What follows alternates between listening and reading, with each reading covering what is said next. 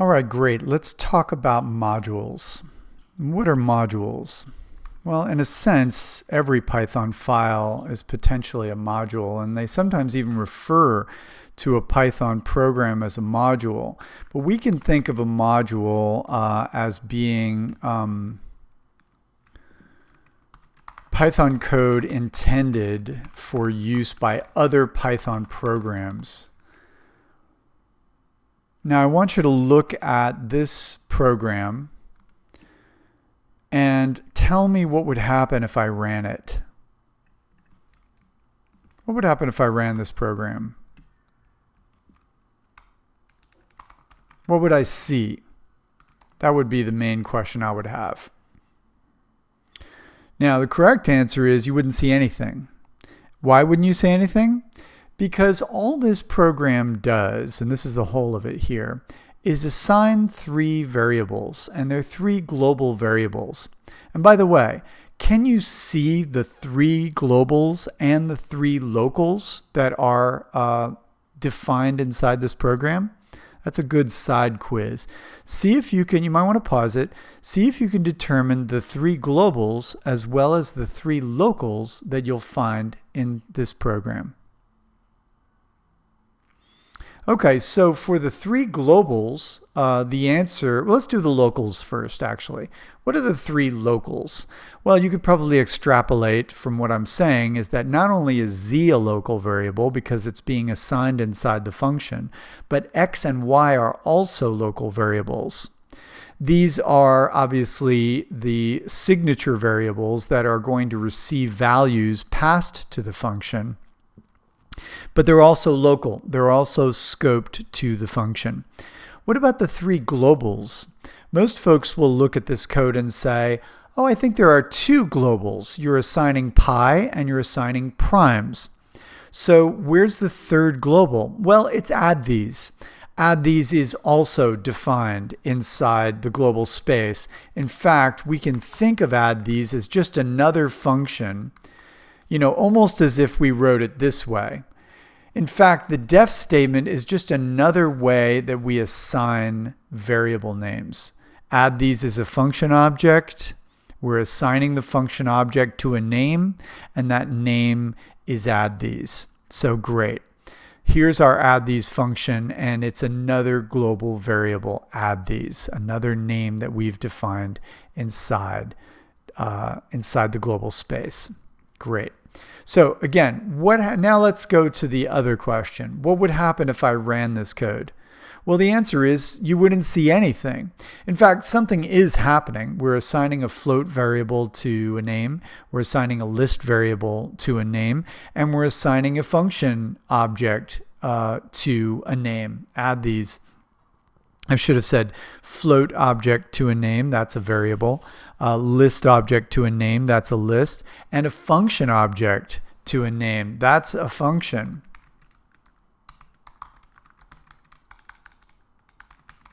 And it's also known as a function object. It's also an object. Okay, fair enough.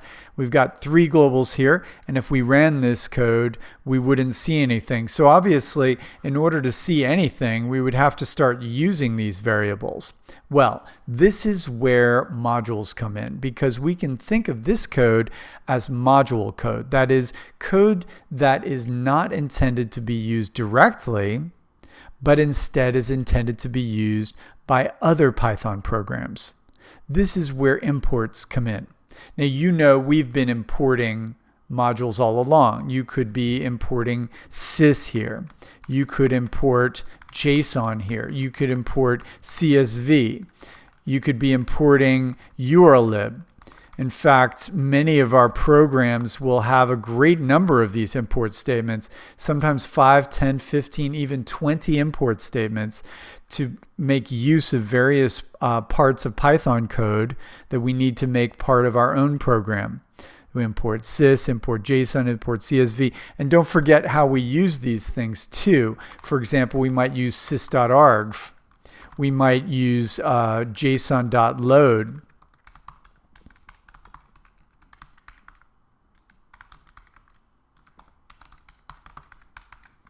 We might use the CSV object.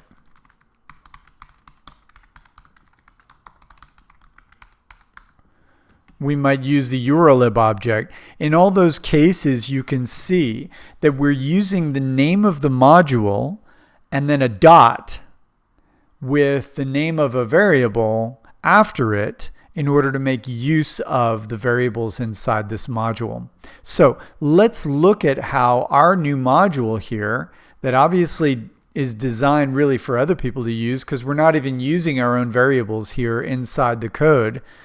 Let's see how that would look from the perspective of importing code, that is code that imports this code. Well, remember again that the name of this script is mymod.py. And let's look at now how mymod.py will be imported. There it is.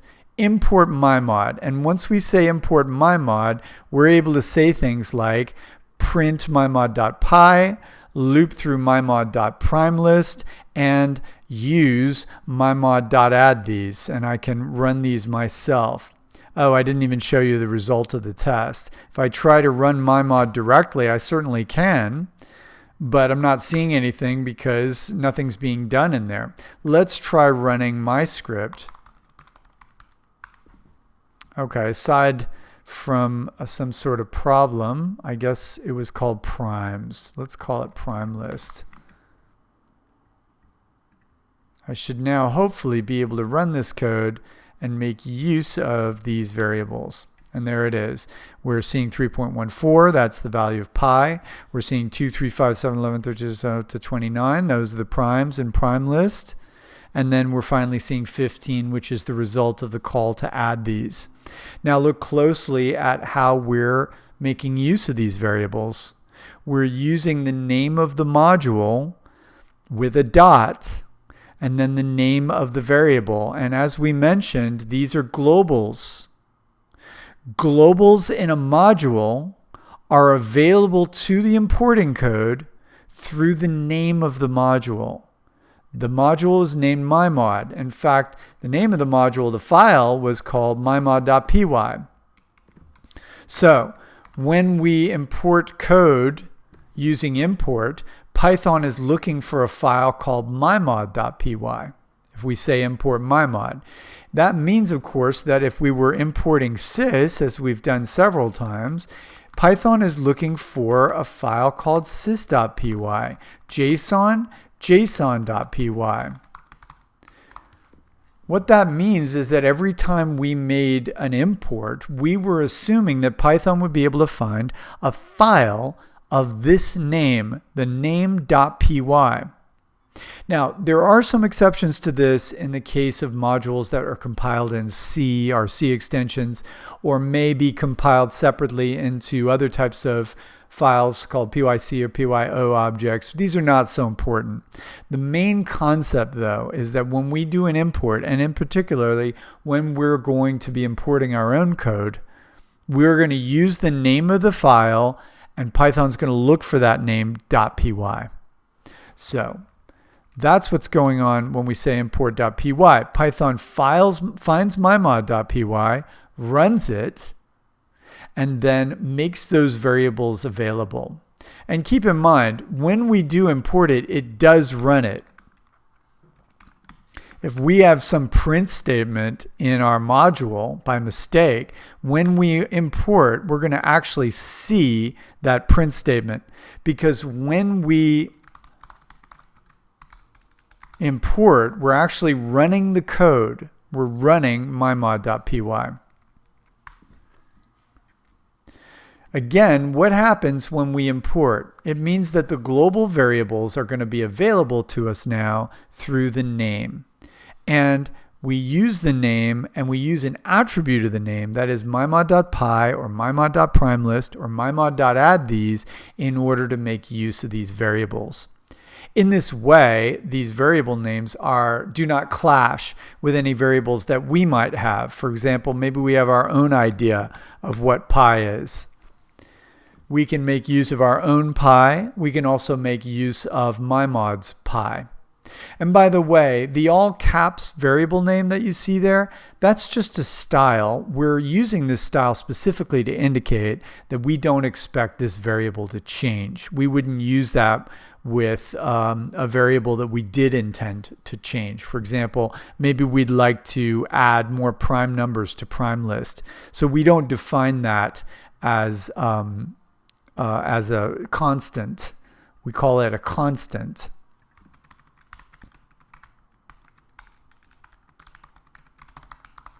We don't define the other variables as constants, maybe because we're intending to change them. Of course, that's not true of add these. That's a little bit different. But you can just know that all caps is just a style. That means this is not intended to change. And it's really, Python does not enforce any of that. It's just something we use to communicate with other humans.